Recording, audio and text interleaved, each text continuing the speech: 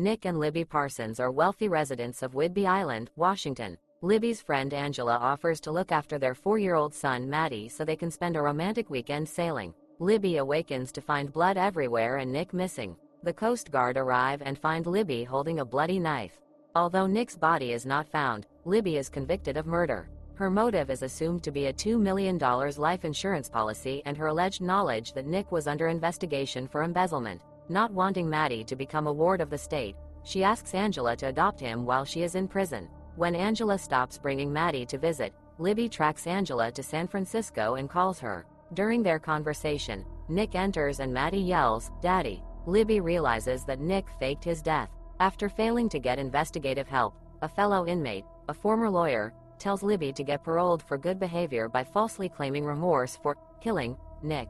Once free, Libby can kill Nick with impunity due to the double jeopardy clause in the U.S. Constitution.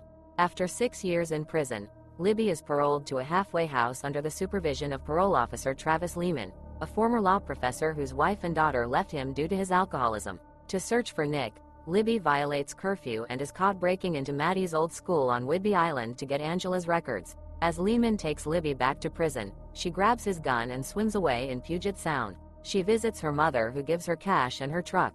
Libby uses Angela's social security number to learn her address in Colorado. There she hears from Angela's former neighbor that Angela, under a different name, died 3 years earlier in a natural gas explosion. A picture in the paper reveals a painting by Wesley Kandinsky owned by Nick, which Libby is able to trace to New Orleans through an art gallery. At the gallery, Lehman almost catches her, but she rams his car and destroys it before driving away. She flies to New Orleans and finds Nick running a small luxury hotel under the alias Jonathan Devereaux.